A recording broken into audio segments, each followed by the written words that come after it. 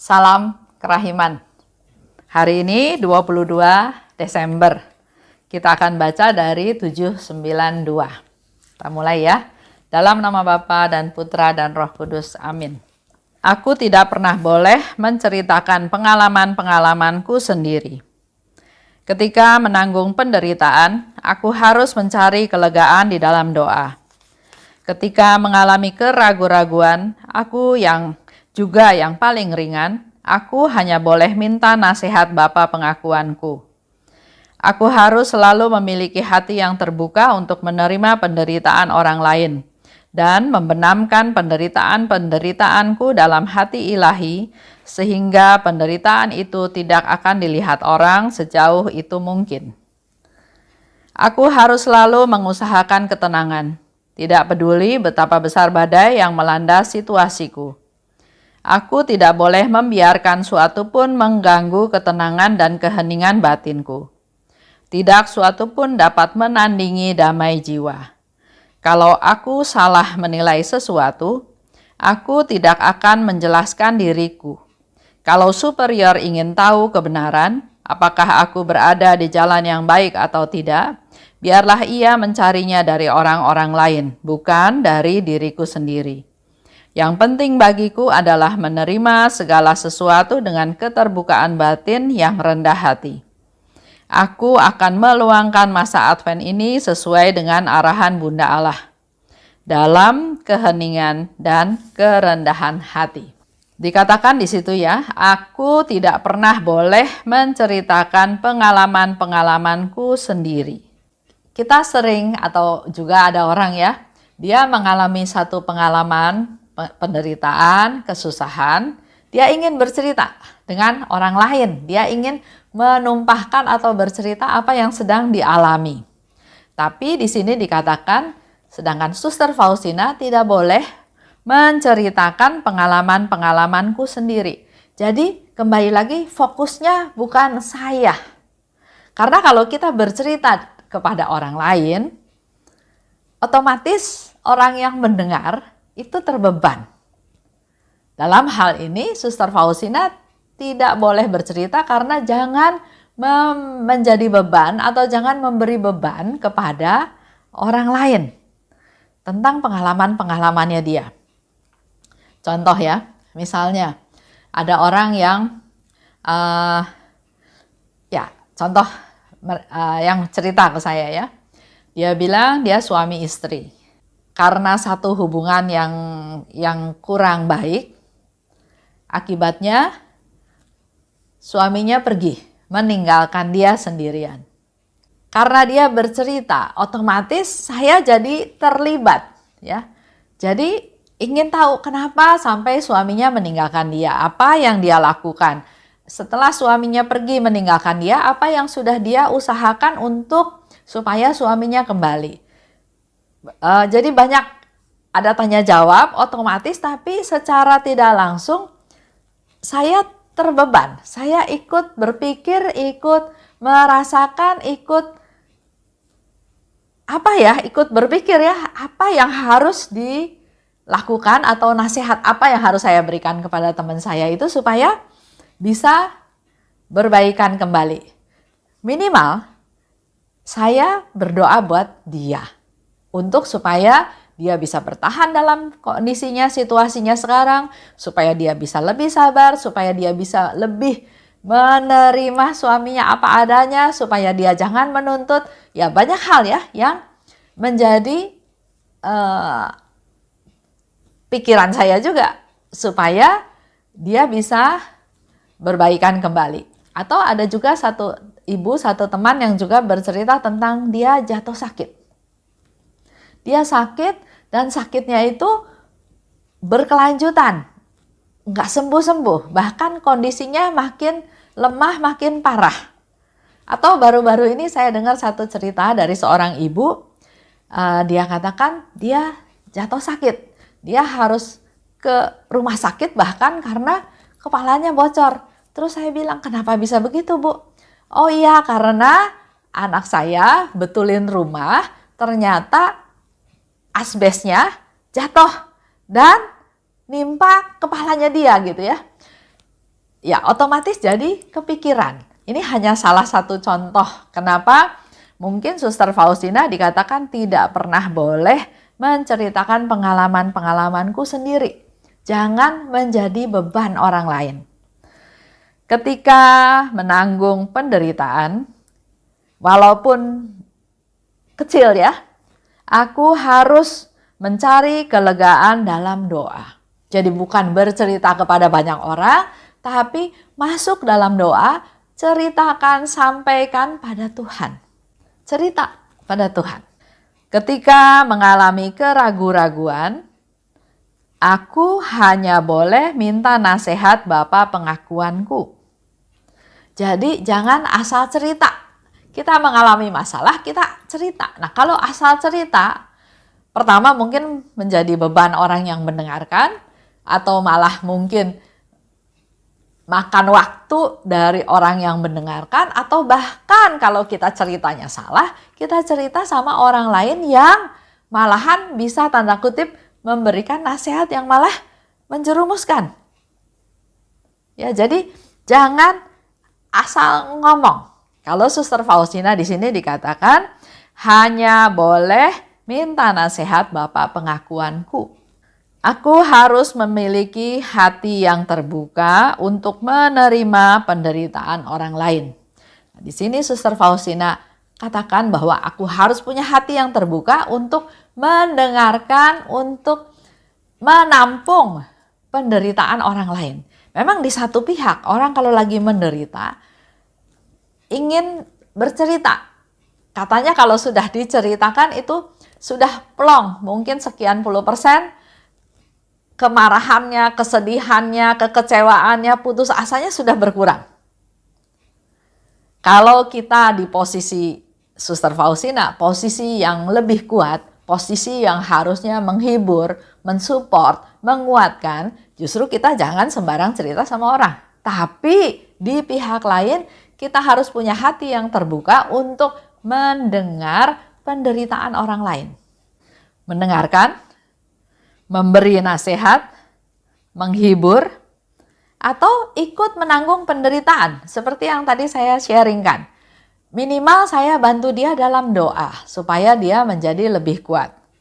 Atau melakukan mati raga, atau berdoa silih, atau berdoa koronka untuk dipersembahkan untuk teman yang sedang susah, yang sedang menderita. Banyak hal ya yang bisa kita lakukan. Tapi penderitaan sendiri usahakan tidak diketahui oleh orang lain. Kalau masih bisa ditahan, tahan, jangan cerita sama orang lain. Bahkan di sini dikatakan berdoa. Mencari kelegaan dalam doa. Artinya walaupun kita menderita, hidup kita tetap harus ceria, harus semangat, dan jangan menunjukkan bahwa kita dalam posisi kondisi sedang menderita. Aku harus mengusahakan ketenangan, tidak peduli berapa besar badai yang melanda situasiku. Ini menjadi satu prinsip, satu niat, satu komitmen bahwa saya harus berusaha tetap tenang. Jangan reaktif, jangan gerusak-gerusuk istilahnya ya, tapi tetap harus tenang. Nggak peduli betapa besar badai yang melanda situasiku. Karena ingat firman Tuhan, engkau tidak akan dibiarkan sampai jatuh tergeletak. Jadi kalau kita masih mengalami hal tersebut, pikiran positifnya adalah saya masih lebih kuat. Karena Tuhan tahu kekuatan saya, dan kalau itu masih diizinkan terjadi artinya saya masih kuat. Tidak boleh ada yang mengganggu ketenangan dan keheningan batinku. Dengan menghadapi masalah-masalah, apakah masalah besar atau masalah kecil, reaksi kita bisa berbeda-beda. Bisa reaktif, bisa marah, bisa emosi, dan hal-hal yang lain. Tapi justru di sini Bunda Maria mau mengajar Suster Faustina untuk supaya selalu menjaga, mempertahankan ketenangan dan keheningan batinku. Kalau aku salah menilai sesuatu, aku tidak akan menjelaskan diriku. Kalau superior mau tahu sesuatu, apakah aku benar atau salah, biarlah dia mencari jawabannya dari orang lain. Jadi dalam hal ini, salah satu cara menjaga keheningan, ketenangan itu adalah dengan cara tidak membela diri. Jangan kita digosipin sesuatu atau kita difitnah atau diomongin salah, terus kita nggak terima dan kita membela diri. Cari orangnya, berargumentasi benar atau salah dan seterusnya. Dalam prinsip keheningan dan ketenangan, justru hal itu tidak perlu dilakukan. Biar dia cari tahu sendiri. Yang penting buat kitanya sendiri, buat sayanya sendiri adalah saya melakukan hal yang benar. Kalau sama orang diputar balik menjadi difitnah atau diputar balik direkayasa, ya itu dalam tanda kutip haknya dia, ya. Karena di sini Bunda Maria sedang mengajar Suster Faustina untuk bisa mempertahankan ketenangan dan keheningan. Jadi tidak bela diri, tidak perlu mengklarifikasi. Yang penting bagiku menerima segala sesuatu dengan keterbukaan. Dengan keterbukaan batin yang rendah hati. Aku meluangkan masa Advent ini sesuai dengan arahan Bunda Allah. Kita semua juga sedang dalam masa Advent, ya. Sesuai dengan arahan Bunda Allah, yaitu dalam keheningan dan kerendahan hati. Hal ini boleh menjadi salah satu target kita juga. Dalam masa Advent ini, mari kita belajar dari Bunda Maria untuk mempertahankan keheningan dan kerendahan hati. Kita bisa mencontoh dari Bunda Maria. Dia hening, dia rendah hati. Contoh, banyak ya, banyak contoh di dalam Alkitab. Contoh, Yesus dikatakan oleh orang yang di sana bilang bahwa ibumu mencarimu. Ibumu ada di luar. Yesus bilang, siapa ibuku? Siapa saudaraku? Kalau kita jadi ibunya mungkin, kok anak ini seperti itu jawabnya? Masa dia tanya siapa ibuku, siapa saudaraku? Udah jelas ibunya tahu kan? Tapi hal ini oleh Bunda Maria disimpan dalam hatinya. Hening, disimpan dalam hatinya. Contoh lagi yang lain. Waktu umur 12 tahun. Waktu Bunda Maria dan Yusuf pulang, dalam perjalanan pulang, dia baru sadar bahwa Yesus tidak ada dalam rombongan. Otomatis mereka harus balik lagi. Dalam 3 hari mencari Yesus dan Yesus ada di bait Allah. Kalau kita jadi ibunya, pasti reaksinya kan, kenapa nggak ikut pulang? Saya kan khawatir, saya kan nyariin kamu, saya kan sampai 3 hari nggak bisa makan, nggak bisa tidur, ingat kamunya hilang, atau bahkan suami istri bisa saling menyalahkan karena loh, saya pikir ikut kamu, itu kan tugas kamu, dan seterusnya dan seterusnya. Tapi dalam hal ini Bunda Maria tidak bereaksi seperti itu. Dia hening, dia diam, dia simpan semua dalam hatinya. Contoh yang lain, melahirkan Yesus. Yesus masih bayi, tapi malaikat bilang, pergi, bawa ke Mesir. Bunda Maria nggak komplain. Hal yang lain lagi, pertemuan dengan Nabi Simeon, ya. Dikatakan di sana, pedang akan menembus jiwamu. Bunda Maria sebagai ibunya Tuhan yang melahirkan Yesus ke dunia, dikatakan oleh Simeon bahwa pedang akan menembus jiwamu. Berontak, marah, enggak terima, tapi Bunda Maria diam.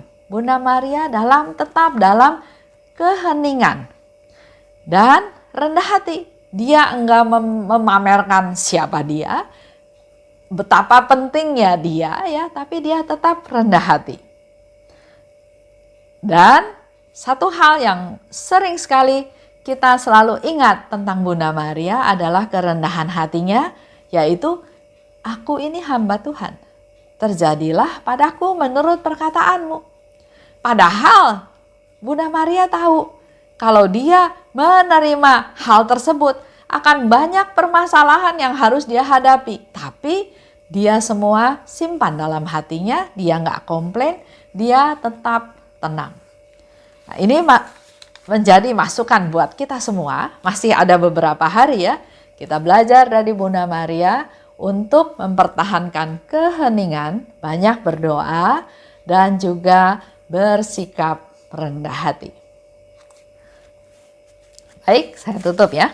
Dalam nama Bapa dan Putra dan Roh Kudus. Amin. Bunda Maria, Bunda kami semua, terima kasih atas pengajaran-Mu pada hari ini. Kami mau belajar dari-Mu Bunda untuk bisa mempertahankan keheningan dan juga bersikap rendah hati dimanapun kami berada, khususnya dalam masa Advent ini. Persiapkan kami Bunda, mampukan kami untuk menyambut kedatangan Putra-Mu Tuhan kami Yesus Kristus. Doakan kami ya Bunda, dan terimalah salam kami. Salam Maria, penuh rahmat Tuhan sertamu, terpujilah engkau di antara wanita dan terpujilah buah tubuhmu Yesus. Santa Maria, Bunda Allah, doakanlah kami yang berdosa ini, sekarang dan waktu kami mati. Amin. Dalam nama Bapa dan Putra dan Roh Kudus. Amin. Salam kerahiman.